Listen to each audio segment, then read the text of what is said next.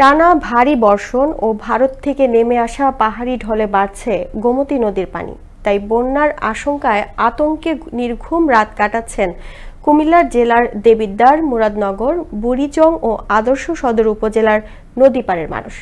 এদিকে দেবিদ্বার উপজেলা নির্বাহী কর্মকর্তা জানান, নদীপাড়ের ঝুঁকিপূর্ণ গ্রামগুলোতে প্রয়োজনীয় ব্যবস্থা নেওয়া হচ্ছে। মাহফুজ আহমেদ সরকারের পাঠানো তথ্যচিত্রে বিস্তারিত জানাচ্ছেন সাদিয়া রহমান। গত কয়েকদিনের টানা ভারী বর্ষণ ও ভারত থেকে নেমে আসা পাহাড়ি ঢলের কারণে হঠাৎ করেই বাড়তে শুরু করেছে কুমিল্লার গোমতী নদীর পানি। নদীর তীব্র স্রোতে আতঙ্ক ছড়িয়ে পড়েছে তীরবর্তী মানুষের মাঝে। ভারী বর্ষণ ও উজান থেকে নেমে আসা ঢলের পানি বিপদসীমার প্রায় কাছাকাছি। তাই বন্যার আশঙ্কায় আতঙ্কে নির্ঘুম রাত কাটাচ্ছেন কুমিল্লা জেলার দেবিদ্বার, মুরাদনগর, বুড়িচং ও আদর্শ সদর উপজেলার নদীপাড়ের মানুষ।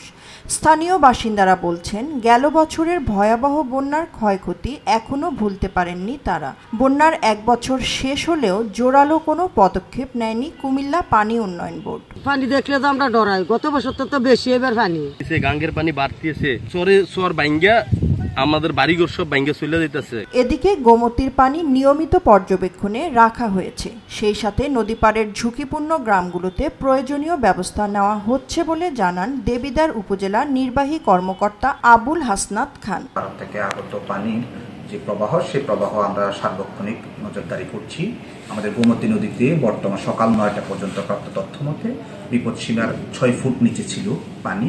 পরবর্তী যে কোনো ধরনের বন্যা সংশ্লিষ্ট যদি অবনতি হয় পরিস্থিতি, মানুষজনকে সেখানে রাখা বা আহ্বান করে সেখানে অবস্থান করানোর জন্য আমরা প্রয়োজনীয় প্রস্তুতি আমাদের সম্পন্ন আছে।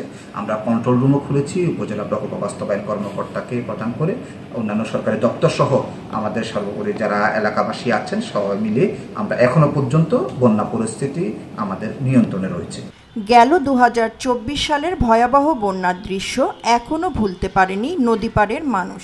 প্রতি ঘন্টায় একটু একটু করে বাড়ছে গোমতী নদীর পানি। এ অবস্থায় নদীপাড়ের মানুষ চেয়ে আছে প্রশাসনের দিকে কখন সহায়তা মিলবে আর কতটা নিরাপদে থাকবে তাদের বসতভিটা, এমনটাই প্রশ্ন সবার। সাদিয়া রহমান, আনন্দ টিভি, ন্যাশনাল ডেস্ক।